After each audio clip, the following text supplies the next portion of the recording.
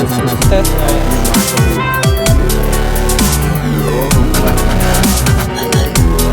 Yeah, I read a lot of books. So it's definitely going in my book.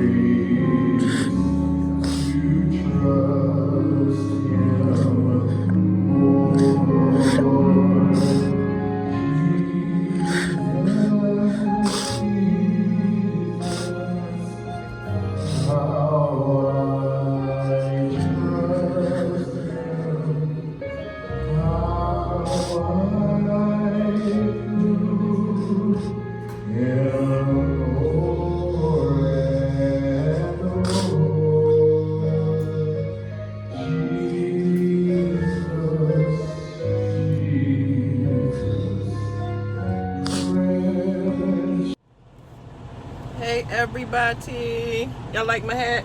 Yeah, baby. Got the Ravens, got the bucket hat at that.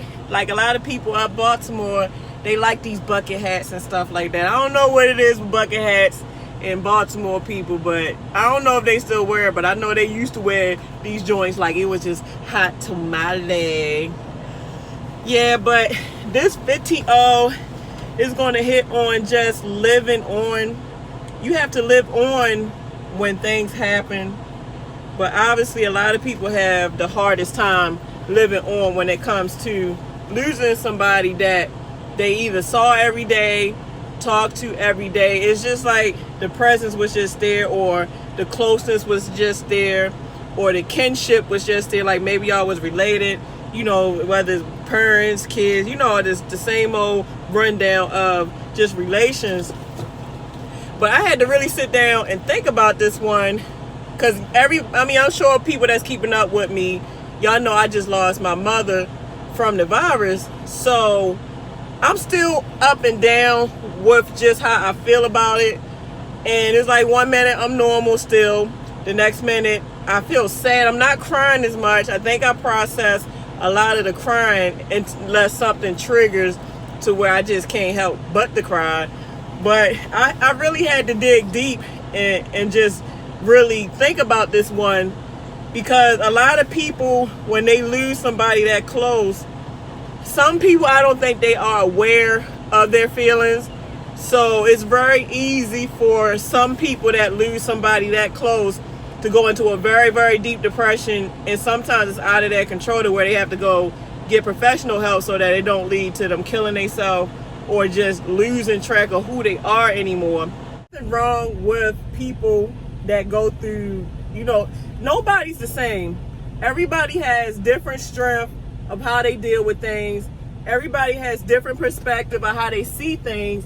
Like the way I might see and view things, you might not view or see it that way. But when you learn to know facts of life and you learn to be knowledgeable just about how things work, that can help you. Most people that have a strong mentality, that can help you to learn that that's just how life is, and you have to live on, because everybody has a number. It'll be your time, and they have a time to where, you know, the book has been written about you, and now you are on the books to where it's your time to pass on and go home. Our energy and everything, so you have to know, because we are energy do not die. It just goes somewhere else. See, I believe the hardest part that a lot of people deal with is the fact that you cannot touch somebody that you lost no more. You can't see them no more. It's like their presence is gone to where you just can't just feel them around you. You can't feel them. You can't see them. You can't hear them. Like you just can't be around them no more. So that is the hardest part to grapple with. I actually had joined this support group. That's another thing too.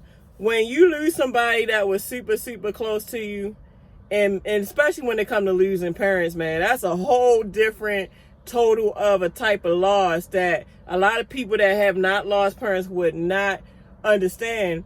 And in the support group, one person, like, they ask questions, especially people that just lost somebody. They ask questions. Like, one lady said, oh my gosh, it's like every time I go home, I keep breaking down. I don't know what to do. How long do this feeling last?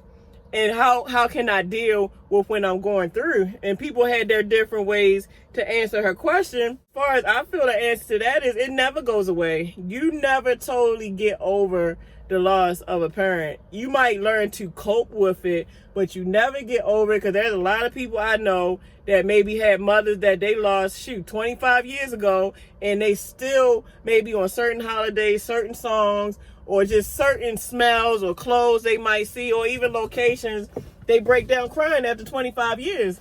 To that is, it never gets, the pain never gets easy. It's just you learn to cope with it, because over time, anything has you to get used to it. Like, people get programmed after a while over time with anything. So obviously you're getting programmed now that your loved one or your parent is not here anymore. So it's not to say you accept it, but you learn to cope with it to where you just still have to live on. Now, as far as how you deal with it, like I said, you have to vent. Like, some people might go into a shell to where they don't want to talk to nobody, or they go to themselves to where they just don't want to deal with things until they come out of this little funk they're in. But the best thing to do, especially if you had siblings, or you had the father still living, or the stepfather that's a good stepfather that you can talk to, obviously all y'all have the same feelings, and all y'all going to have the same sympathy and compassion to hear each other out and even converse with each other in a way that gives you comfort. Because I talk to my stepfather all the time, my sister and my brother, and we all console each other in such a way where we get it. Like, we both get each other, we let each other talk, and we truly understand. We understand from a point because we are all hurting the same. My thing is, compared to, like, as far as living on, like, live on after you lose somebody, like, and that's why I'm making this video, because I asked myself that, even though everybody has different ways they think, I know everybody don't think like me, but I asked myself, if I died today, and you know I have children, I have a lot of friends, family, and I have, you know, a lot of you guys, if I died today, what I want people to mourn me and grieve about me for all this time, or what I want them to live on? And of course, my answer is live on. Like, I'll live my life. Like, when my time come, whenever that is, hopefully it's no time soon. But when my time come, my answer to that is, do not grieve for me. Be happy for me. Be happy that I'm no longer in pain, that I moved on to a better life, hopefully in heaven with the Lord. Like, be happy. Know that, you know, I'm not here to deal with this earth no more. And it's no point to grieve, because I'm not suffering no more. This is just a shell. This right here, this skin, this is a shell that houses your soul. Like I said, your soul don't die. It just goes somewhere else. You just can't see the shell anymore. And like I said, I believe this is so wholeheartedly true, that the soul lives on, and it lives on to the point to where sometimes some people see their loved ones. They might see them in a dream. Sometimes you might really see them, or sometimes they might have wore cologne or perfume they always wore, and all of a sudden you smell a cologne and perfume, because sometimes they still watch over you even though their shell is not here anymore. The question, yes, live your life. It's going to be hard in the beginning. It's going to take you about a year, maybe more. It just depends, for you to realize that it is okay to live on after you lost somebody. Because sometimes you can feel guilty. I feel like sometimes you can feel guilty because you're like, wow, I want to smile, you know, I still want to have a normal life and live on, but am I wrong for living on? And I know I just lost my mother. Am I wrong for living on? I know I just lost my father. Am I wrong for that? And I can guarantee you, if there was a way you could talk to their spirit right now, I can guarantee you that they would say, no, you're not wrong, baby. Go and live your life. Mama done lived her life, girl. Or daddy, no, go live your life, girl. Daddy done lived his life. I don't want you suffering. I want you to be happy. I want you to be happy with your life. You go and be there for them kids. You go and be happy. You live your life, because it's going to be your time where when you die, you're going to have to meet up with us, with mom and daddy. I'm sure a lot of, like, ask yourself this question. If you died today, would you want your loved ones to mourn your death? Like, and leave it in the comment section below. If you die today, would you want your children to be terribly distraught over it? Would you want them not living their life? And to me, I feel like that's a way to kind of understand, okay, it hurts. It hurts so bad. Like I said, losing a parent, that's a feeling I wouldn't wish on nobody. Because when I saw them close my mother's casket, that got to me the worst. I feel like that's really heavy confirmation that she's not here anymore. And when they closed that casket yesterday, I felt like somebody took my heart and was twisting it and twisting it. I mean, I boo-hoo cried. Like, it hurts the most when you see that casket. For me, it hurted the most when I saw that casket close. But don't feel guilty to live on after you lose somebody you love. And another thing, too, there's always some sayings to where a lot of people that lose a spouse, or they lose, a spouse, pretty much a spouse covers girlfriend, wife, or whatever. You lose a spouse, it's always hard for the living spouse to feel okay to live on. Now, Grant, I feel like if you lost a husband or you lost a wife, to me that's more bonded because now y'all actually married and y'all established things together. Y'all probably been together forever. But even in, natural bonds as far as girlfriend, boyfriend, don't have to always be married by the courts. But if you love somebody, I don't care if you're married or not, it's tough to want to live on because you're used to that person. And I do feel like you should give yourself a couple years to process just all that time of being with somebody. And that's even if you lose somebody just from them living. Like, let's just say you had a bad breakup and you've been with this person for 24 or 20 years. Even if they didn't die, like, that's still a form of a loss. So I feel like you should take a couple years off the dating scene to process the bad feelings, or to process just all of that. So when you get into a new relationship, you're not comparing this new relationship to the last one you had, and you not sitting here still crying and stuff when you should be into the woman or the guy that you just met. Give yourself a year or two before you move on. Sometimes that's still even too soon. You might have to give yourself maybe 5. It just depends. Just date. Because some people, when they lose a spouse or a loved one, they don't want to have sex for years, and they're okay with that. But then you still got some people, they might not want a full-fledged committed relationship, but they still have their fleshly needs. So they'll still date, but they won't commit to anybody because their heart still belongs to the person that they love. Ask yourself that question.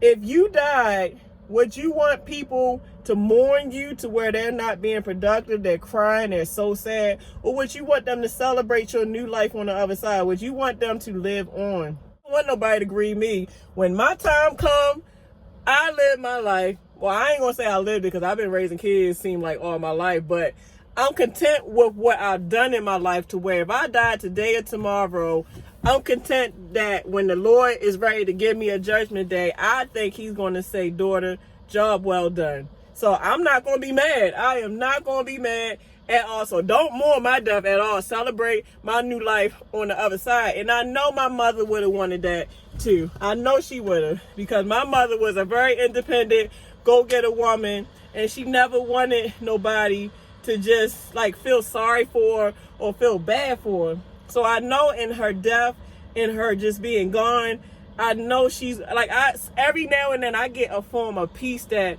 kind of hovers over me. I do get a form of peace, and I feel like that's probably her trying to say that everything's going to be okay. Live on. I will see you when your time comes. I will see you the next time when it's your turn. It's going to be hard to do that because a lot of things is so easy said than done. But the more you understand and you know how life is, that is the cycle of life. We live to die for the next generation to come in, and they live to die for the next, and it keeps going that way. As you get older, you're going to lose people. That is just impossible for you to grow old and not lose everybody that you once knew or was close to. I feel sorry for people, not to say I feel sorry, but I know it has to be tough for people that live to get in their hundreds or they live to get 80. By 70 to 100 years old, you done lost everybody. You done lost your mother, you done lost your father, you done probably lost most of your siblings, you done lost all your friends you done grew up with. So you just here waiting for your turn to come, like my dad, man. And you know what, too? That's another thing. Have somebody of strength that you is a great role model that you seen get through some really tough times, because that can be your roadmap to learning how to deal with certain things. And my dad lost everybody. Like he ain't got a lot of people left. Like he done lost a lot of his sisters and brothers. He done lost his mother and father. He done lost a lot of friends. And he still got the strength about him to where he was sad that they passed, but he understands the factors of life. And that helps me to have a roadmap to go by. Okay, well, if my dad can be strong every time he loses somebody super close to him, then I have to pull myself together. I'm not going to sit here and be weak or not live on knowing that I still got some kids that need me. I still got friends and family that need me. So, I try to be in my right state of mind to either not take my frustration of my grieving out on other people, and just to try my best to be strong. You got to be strong through everything you go through. And it's easy said than done. But the more you practice makes perfect, to where the more you practice it, it becomes a routine to where you're okay with doing it because you're used to doing it. In this phase of my channel on Keeping It 100 experiences, like I said, obviously I'm in the experience of losing my mother. So a lot of these upcoming videos are going to be on family topics. It's going to be just dealing with the loss of a loved one and just talking about this stuff, because actually it's helping me out to where I'm really processing how I feel through doing these videos. And I thank you guys for letting me be able to vent, because this is helping me to kind of heal myself. I'm not going to sit here and tell you guys something that either I'm not doing or that hasn't worked for me. I'm telling you guys from the heart what has worked for me and what I tend to do to try to make it work for me. At the end of the day, it hurts terribly when you lose your mother and father or a loved one. But it's sad to say, life still goes on. You still have to live. And it would be selfish of you to not want to live knowing that you got kids that need you, or knowing that you still got a husband or a boyfriend that needs you. You can't do that. I mean, you can do it, but that would be very selfish of you. And if you have any kind of sane or stable mindset or strength, you will eventually get past this hurt. I mean, it's going to take some time, but over time, the sting of the hurt don't sting as much. Like, you still going to hurt, but the sting of it gets less and less, to where you learn to cope, that they're not here no more until it's your time to cross over. So, all right, guys, let me get my butt out of here and get ready for tomorrow. So you guys have a lovely day. Y'all be safe. Make sure you wearing your face mask, your gloves, all that stuff, because we don't need nobody else dying from this stupid virus. We can't have that out here. So we have to hold it together for everybody. We have to uplift each other. So, all right, guys, time is the essence. Making better time. I've been talking to you guys as normal. So, deuces.